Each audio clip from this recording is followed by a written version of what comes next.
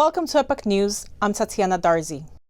A man from Wuhan is being silenced by the Chinese Communist Party for wanting to hold the regime accountable for covering up the CCP virus and for suggesting to create monuments to commemorate those who lost their lives to the virus.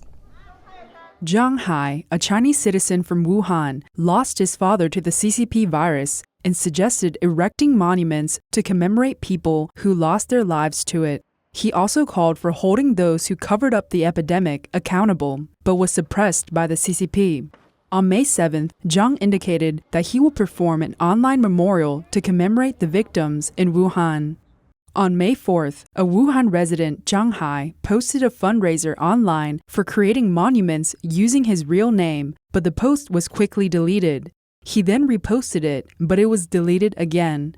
Zhang Hai expressed that to avoid the imposition of charges from the CCP, he will resort to a safer approach to create the monuments online to commemorate the Wuhan victims. It is a constant reminder for the people not to forget that terrible history. At the same time, we need to keep holding these people accountable because they have not yet received punishment for the tragedy they have created. The pressure is tremendous because I'm afraid that they are going to convict me of illegal fundraising. On May 14th, Zhang posted on Weibo, "These lives are framed in cold winter. The victims were the love, grief, and heartache of their families. The memory is so clear and so cruel. Please do not forget the terrible time." Zhang said he has gotten a lot of support from many people, but they also told him to be very careful. News reports were blocked by the Chinese regime after another outbreak of the CCP virus took place at a hospital in Shenyang, the capital and largest city in China's northeastern province of Liaoning. After a few people at the hospital contracted the virus, the hospital was locked down. Recently, a second wave outbreak of the CCP virus has hit Shenyang City in Liaoning province. The city's number 463 hospital, a Class 3 Grade A hospital, was on lockdown. Residents revealed that quite a few people have contracted the virus, but local authorities are not reporting the situation. The authorities have adopted large-scale quarantine. State-run media reported on May 15th that the latest outbreak began in Shulin City, Jilin Province, and spread to Shenyang. At present, more than 7,500 people have been isolated and under observation in Shenyang, and they have been getting the nucleic acid testing. Some Twitter users revealed that the 14-day quarantine fee in Shenyang, including food, lodging, and testing, is 8,286 yuan, $1,167, which is higher than the cost in Shanghai. They said that the hospital runs like a black market by profiting from the pandemic. Shenyang resident Mr. Li disclosed that because many people were infected in the Shenyang number 463 hospital, it was closed the day before, but local authorities are covering up the situation. The hospital is completely locked down. People are not allowed to enter or exit the hospital at all. Cars parked inside the hospital are not allowed to leave. Too many people are quarantined. The quarantine costs are out of their own pockets. Officials are saying the situation is not serious, but several places look quite scary. It makes people very nervous because the information is not transparent at all. The government doesn't report the actual situation. On April 24th, there were CCP virus infection cases reported from the People's Hospital of Liaoning Province in Shenyang. A doctor was found to be an asymptomatic carrier, so the entire hospital was closed while 3,000 people were being tested. Mr. Li also criticized the authorities for profiting from the disaster. This fee has not been able to go down. The cost has more than doubled compared to last year, but workers' salaries have not increased. Going to work is a problem now. The Chinese people suffered the worst. The more disaster, the more the people suffer. All kinds of tests are paid out of our own pockets. The nucleic acid test itself costs over 200 yuan. This test, that test. Then they finally gave you the nucleic acid test, which in total easily costs you more than 1,000 yuan. Mr. Jin, a rural resident in Shenyang, said that due to the pandemic, various industries are in depression. Many people were laid off. He used to work in a logistics company in Shenyang. This year, the company's business was very poor, so he was laid off. I am no longer in Shenyang. I have no work and no life. I returned to my hometown over a month ago. Shenyang residents said that the latest CCP virus outbreak has caused people to panic. The communities without any infection cases are not locked down, but people are afraid of going out. There are very few people going out. I rarely go out since the pandemic. I have to be careful. On May 13th, some netizens took photos from the largest wholesale market in northeast China, Shenyang Wuhai Clothing Market. The photos show that people have to scan their health barcode and body temperature to enter the market. Some shops remain closed. The whole market was almost deserted.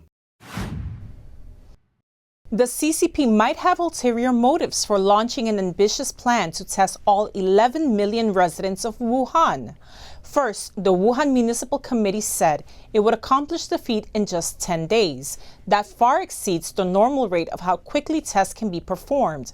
And second, with the accuracy rate of many of Chinese test kits being less than 30%, the effort would certainly result in many false negative results as well, drawing the whole project into question. Wuhan, the CCP virus's epicenter, is launching a citywide nucleic acid test. Authorities announced its plan to test tens of millions of people in Wuhan within 10 days. Critics pointed out that, with an accuracy rate of less than 30%, the new plan is more like a slapdash political ploy, in that it is possible that the CCP intends to use this test to deceive the world again with fabricated data. According to state media, on May 11th, Secretary of the Wuhan Municipal Committee, Wang Zhonglin, demanded expansion in the coverage of nucleic acid testing. On the same day, Wuhan's district disease control centers received an emergency notice that demanded all units across the city must come up with a plan within 24 hours to implement nucleic acid screenings for all residents in the city within a 10-day period. Data from the National Bureau of Statistics of China shows that the residential population of Wuhan alone had exceeded 11 million in 2018. This means that with the demand of more than 10 million tests in 10 days, the average number of tests performed in Wuhan must exceed 1 million per day. Li Qiang, vice mayor of Wuhan, once introduced at an epidemic control news conference in mid-April that the city has 53 nucleic acid testing agencies, 211 nucleic acid testing sites, and an average daily testing capacity of 46,000 people. Data from the Wuhan Municipal Health Commission's website also showed the number of nucleic acid tests performed across the city on May 12th was less than 43,000. Clearly, this presents a huge gap from reaching the target of over 1 million tests a day. Zhang Jian, a US-based researcher on China issues, doubted that if a sizable city like Wuhan, with a population of more than 10 million, could manage to test all its people within 10 days, then it also shouldn't be a problem for all of China, or even the world. However, currently there are no cities in the world that can do that. With a mere accuracy rate of 20% to 30% for testing in China, tossing coins could present more accurate results than conducting a citywide test in Wuhan. With no scientific breakthrough and no strong medical system behind its back, the sudden plan to perform such a test is a political movement. As the CCP virus spreads its way to the present day, Wuhan has become a worldwide political weather vane, a center of a political whirlpool. There has been speculation that Wuhan's sudden great leap forward to emergency testing is related to the CCP's upcoming 2 sessions meeting, as the current state of epidemic control will affect the progress of the meeting and the political winds. A Chinese medical practitioner in Beijing, Zhao Zhongyuan, believes that the CCP might also be trying to digest the inventory of low-accuracy test kits, or might even use the citywide testing as an excuse to adjust the number of confirmed cases upward. The CCP's cover-up of the epidemic and its data fabrication is so outrageous that its figures are simply too low when compared to those of the world. Isn't it possible that the CCP might release some of its hidden data so that it can get a confidence boost when speaking to the world?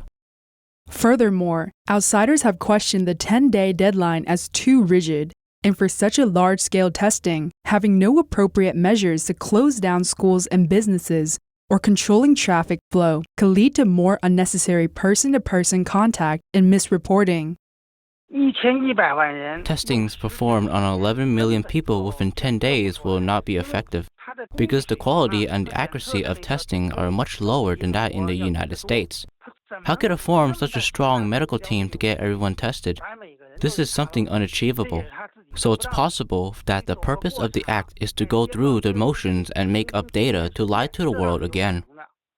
China-based Caixin News quoted a Chinese CDC epidemiologist who said that a campaign-style nucleic acid test is costly, a waste of manpower and resources, and unnecessary. Questions remain as to whether performing the nucleic acid test only once can accurately detect an infected person and to what extent false negative testing results are present.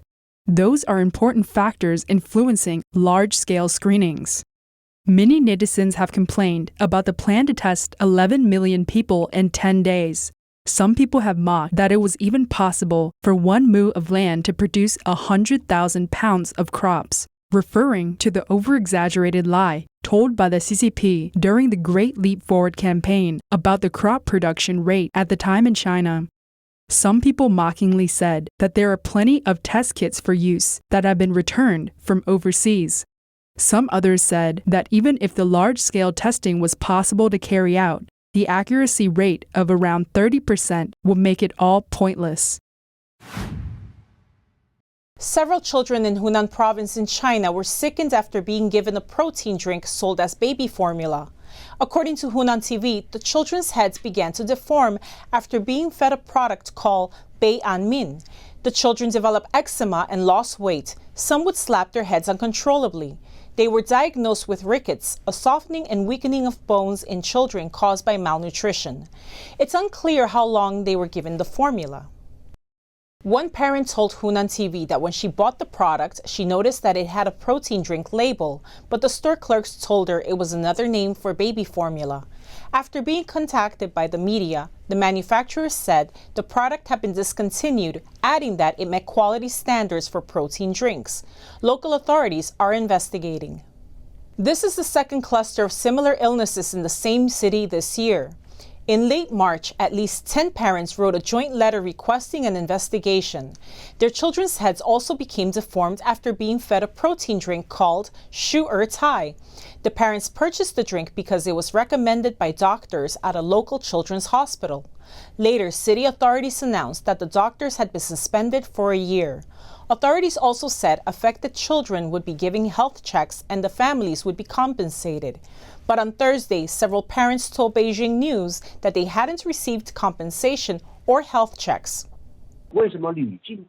Why do cases like this keep happening after repeatedly being banned? The reason is simple. The so-called supervision is just a formality. For the perpetrators, after paying some money, everything is okay for them. The reports come 12 years after China's tainted milk scandal, where massive amounts of milk powder was laced with melamine. Hundreds of thousands of babies were poisoned and 6 died. Several top officials were deemed responsible and punished, but some were later given new positions. Among them was China's former head of the Food Safety Department. 6 years later, he became the director for drug safety. On his watch, the ongoing problem of substandard vaccines escalated, creating the country's worst health crisis in years. Another official, the former director of the National Quality Inspection Office, later became the National Deputy for Fighting Pornography and Illegal Publications.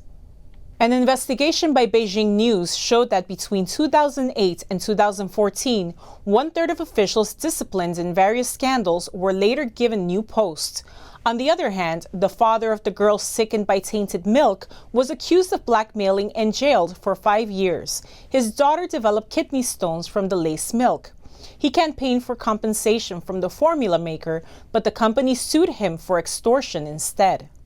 Jiang Yaling's daughter also developed kidney stones from the contaminated milk. Disasters happen again and again. The most important reason is that the perpetrators didn't receive severe punishment by the law, while the victims have not received fair and reasonable compensation. Both Jiang and He said, if the system doesn't change, cases like these will continue to happen. Jan Jekielek, the host of American Thought Leaders, interviewed Tennessee Congressman Mark Green about the CCP's action after it learned as early as October 2019 about human-to-human transmission of the CCP virus. Congressman Green questions the regime's motives regarding why they allowed Wuhan residents to travel internationally while at the same time denying them travel to other parts of China. And we know for a fact that they misled the World Health Organization and they misled us on not only the first cases, but its human-to-human transmission. We had Taiwan and Hong Kong both saying as early as 31 December that patients were actually, there was evidence of human-to-human spread, and China was denying it as late as the 14th of January. So that simple information would have helped the world be better prepared for the virus. China blocked that information. What do you make of the fact that there was all these flights that were heading out of China around that time when you said they knew? Yeah, I think it's very concerning that China allowed international travel out of Wuhan, but did not allow domestic travel inside China from Wuhan and from the rest of China into Wuhan. So they blocked it, protecting their own citizens, but they allowed international travel. And that's really very concerning, very questionable. Why did they do that? We want to know. So, frankly, your interest in China, is this something that is long-standing? Or is this something that's, come out of this whole coronavirus situation? I was concerned about China after reading the book by Michael Pillsbury, Dr. Pillsbury, and that prompted me to go back and read, Unrestricted Warfare, Sun Tzu. I had read Sun Tzu as an infantry officer many, many years ago, but I went back and reread it with this new perspective that the current communist leadership in China really has a warring states mentality and not a Confucian mentality. And that was brought to my attention in Michael Pillsbury's book. And I've since gotten to know Dr. Pillsbury and have had interactions with him many different times, many discussions about his book and follow on. And that's made me sort of dig into the stuff that's out there on China. So when this whole, coronavirus / CCP virus, as we call it, situation unfolded, what were you thinking? Well, obviously, I was thinking that China, the question is did China keep information from the world with malicious intent, or were they just trying to kind of cover their own image? I think it's probably, they were just trying to cover their own image, but that has cost the world dearly. Tens of thousands of lives could have been saved. And so we've got to confront the Chinese communist regime on this issue. That's not going to be easy to do. They're very protective of their image globally. They use disinformation to protect their brand. All of these things, they censor their brand with information with their own populations. All these things have got to be confronted as we go forward with relations. To watch the entire interview on American Thought Leaders, please visit the link below this video. The following charts show you the most recent numbers regarding the CCP virus pandemic.